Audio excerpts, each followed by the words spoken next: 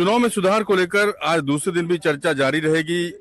सरकार की तरफ से जवाब आएगा। हमारे साथ समाजवादी पार्टी सांसद राजीव राय हैं। सर, कुछ उम्मीद आपको लग रही है सरकार की तरफ से कोई पॉजिटिव ये उम्मीद करता हूं कि जो सबूत मैंने कल लहराए हैं पार्लियामेंट में, जो हमारे नेता राष्ट्रीय अध्यक्ष जी ने मुद्दे उठाए हैं, जो एलओपी ने बात कहा है, उन बातों का बिंदुवार जवाब दें।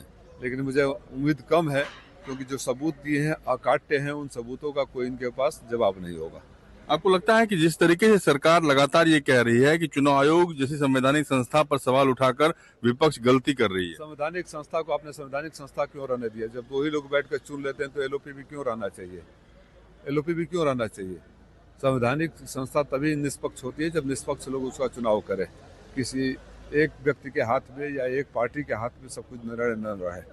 समाजवादी पार्टी अध्यक्ष अखिलेश यादव ने कल लोकसभा में बोलते हुए कहा कि एसआईआर के नाम पर डिटेंशन सेंटर बनाए जा रहे हैं। आज तक ये लोग बता नहीं पाए कि रिफ्यूजी घुसपैठिए कहाँ गए। झारखंड में हो गया, बिहार में हो गया और डिटेंशन सेंटर बना रहे हैं। तो मकसद क्या है इनका? ये तो बाहर आना चाहिए ना। राजीव जी, इंडिगो के मुद्दे पर अगर बात करें तो कल एक तस्वीर वायरल हो रही थी जिसमें इंडिगो के जो चीफ हैं वो सिविल एविएशन मिनिस्टर के सामने हाथ जोड़े बैठे हुए हैं। वो एक ड्रामा था, नौटंकी था। ये वही लोग हैं जो इस इंडिगो को इस हालत तक पहुंचा दिए हैं।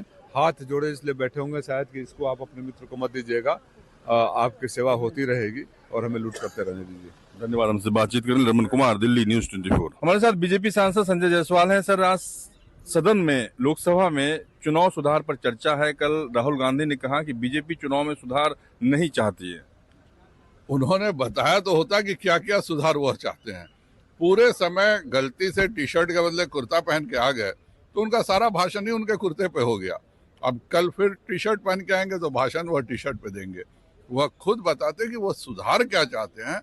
पूरा मॉनसून सेशन को खत्म किया गया कि हम एसआईआर पे चर्चा चाहते हैं, एसआईआर पे चर्चा चाहते हैं।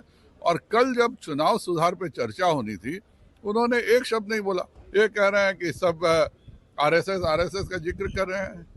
हम सब संघ के हैं, इसमें कोई शक की बात कहाँ है। और जनता ने हमें पूर्ण बहुमत से चुना है, यह भी सच्चाई है। तो वह जनता के बारे में क्या बोलते नहीं मालूम। आए, भाषण दिए, अब कल से वो विदेश दौरे पे निकले। बेचारे 10 दिन से रहे हैं तो उनके स्वभाव के विपरीत है। वह भी जानते हैं कि कांग्रेस समाप्ति के कगार पे है, फिर इस देश में रह के करना क्या। संवैधानिक संस्थाओं पर आरएसएस और बीजेपी ने कब्जा कर लिया है, ये आरोप लगाया उन्होंने।